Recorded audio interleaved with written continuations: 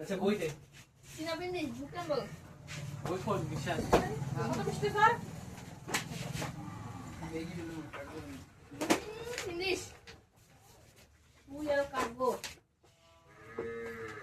দাগ দিল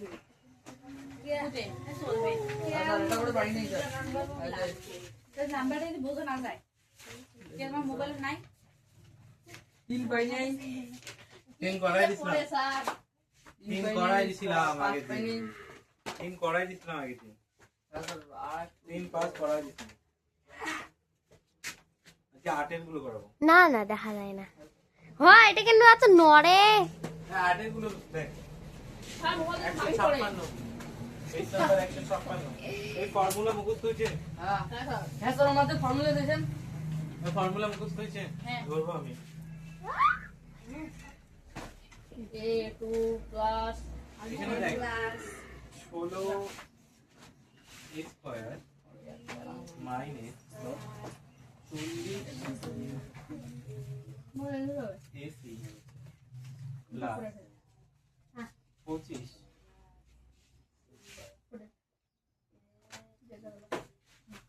আচ্ছা দেখ এই অঙ্কটা এটাকে যদি আমরা করি পূর্ণ বর্গাকারে প্রকাশ করতে আমাদের বর্গাকারে দুটোই সূত্র আছে দুটো সূত্র আছে পুরোটাই বল a plus b whole square অথবা a মাইনাস b আচ্ছা এটা দেখে তোদের কি মনে হচ্ছে এখানে প্লাসের সূত্র আছে নাকি মাইনাসের সূত্র আছে কেমন করে বুঝলি মাইনাস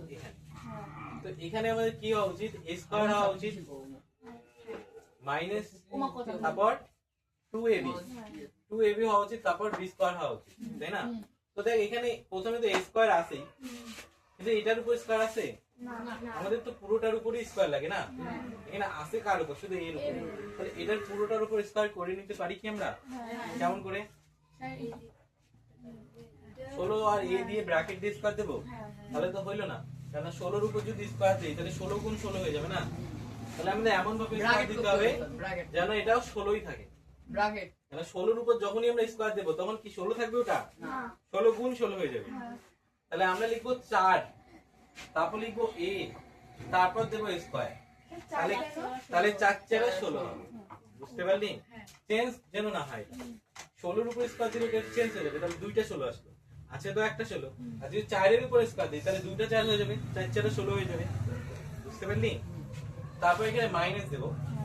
এটাকে পরে করি মাঝখানে 2ab টাকে পরে করি আচ্ছা শেষে এটা এখানে কি আছে দেখ এটাও শেষ পর্যন্ত c এর উপর আছে না আচ্ছা 25 এর উপর নিয়ে আসতে কি করতে হবে 5 5 25 তাহলে 5 দেব c দেব ব্র্যাকেট দিয়ে স্কয়ার দেব 5 5 25 তাহলে এটা গেল a এটা গেল b মাঝখানে কি দিতে হয় 2ab দিতে হয় না এখানে 2 দিলাম ইনটু a দিলাম a মানে কি 4a তারপর b দিলাম মানে 5c দেখ এটাকে গুণ করলে 40 এসি আছে দেখ 4 5 20 20 দুগুণ 40 আর a আসছে ঠিক আছে না এটা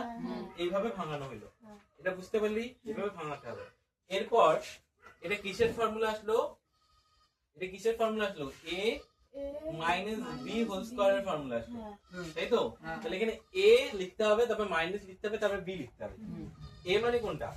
a মানে 4a তাহলে a মানে লিখলাম 4a মাইনাস আছে মাইনাস দিলাম তবে b মানে কি লিখবো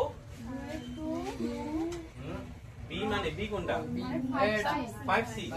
তাহলে আমরা লিখবো 5c আমি ব্র্যাকেট বন্ধ করে কি দেব উপরে স্কয়ার বুঝতে পারলি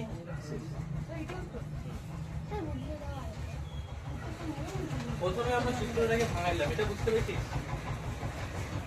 সূত্রটা জানিস হ্যাঁ স্যার বল সূত্র না জানলে তো হবে না এটা সূত্র square minus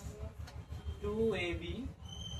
plus b square tuition না আসলে হবে না আগে ভিডিওগুলো দেখবি ক্লাসগুলো দেওয়া হয় সেটাও দেখিস না তাহলে এগুলো বুঝতে হবে এই যে এখানে এইভাবে আমরা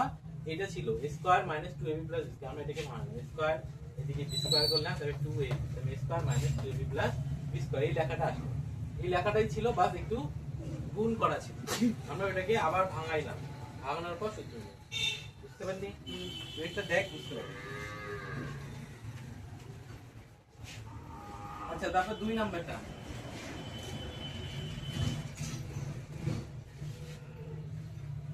4 আছে p স্কয়ার আছে তাই তো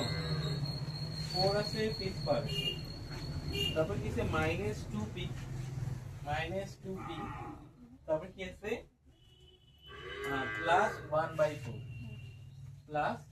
1/4 দেখ এটা কি কিভাবে সলভ করব এটা কিসের সূত্র আছে এই মাইনাসের সূত্র এই দেখে বোঝা যাচ্ছে এখানকার মাইনাসটা তবে এখানে হওয়া উচিত কি a স্কয়ার এখানে কি হচ্ছে 2ab এখানে কি হচ্ছে b স্কয়ার আচ্ছা এখানে দেখ a স্কয়ার আছে না কার উপর আছে আচ্ছা দুইটার উপর নিয়ে আসতে পারবো তাহলে কি লিখতে হবে 2p লিখতে হবে 2p তারপর স্কয়ার দেব হয়ে গেল 2 দুগুণ 4 আর p স্কয়ার তারপর কি দেব মাইনাস আচ্ছা তারপর এদিকেরটা করব শেষেরটা করব এটা মাঝখানে করব এটা পরে করব b এটার উপর স্কয়ার নিয়ে আসতে পারি কিভাবে একের উপর স্কয়ার দিলে চেঞ্জ হয় তাহলে এটাকে একই লিখবো আর 4 কে 2 লিখবো তারপর করে দেব তাহলে 1 কে 1 হলো আর 2 দুগুণ 4 হবে তাহলে এটা সেম হলো তাহলে মাঝখানে কি করতে 2ab তাহলে 2 দেব প্রথমে এই 2 তারপর কি আছে a মানে কি a এটাকে ধরলাম a আসবে এখানে 2p আর তারপর b ধরব b মানে কি 1/2 বোঝা যায় না 1/2 সেরকম তো কি বোঝা বুঝতে পারলি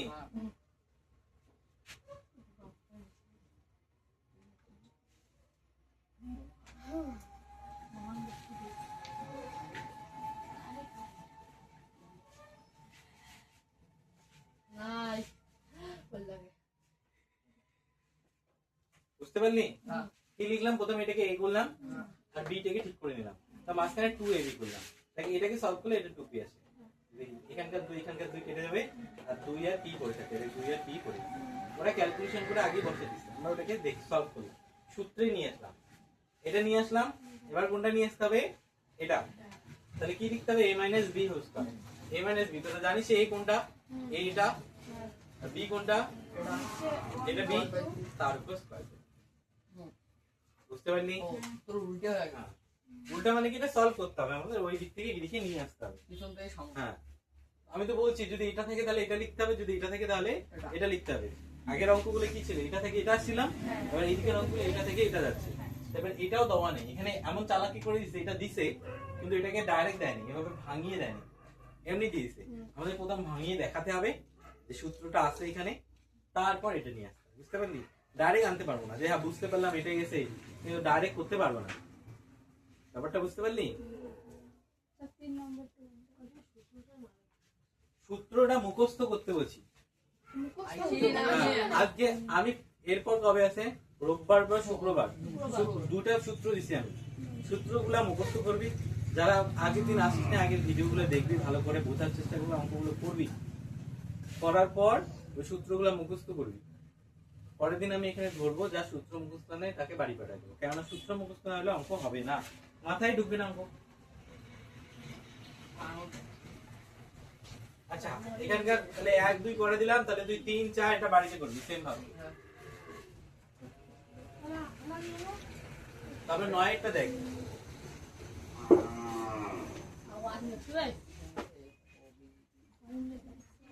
নয়টা দেখ নয়টা কি বলছে 9 এর 1 number 64 square plus 16 a plus 1 এটাও ঠিক একই ভাবে করতে হবে উপরটার মতন এখানে প্রথমে একটা স্কয়ার নিয়ে আসতে হবে দেখ এখানে কি প্লাস এর না মাইনাস এর ফর্মুলা প্লাস আমি এখানে প্লাস এর ফর্মুলাটা আছে এই যে a প্লাস b এখানে প্লাস এর ফর্মুলা কি আছে এটা প্লাস আছে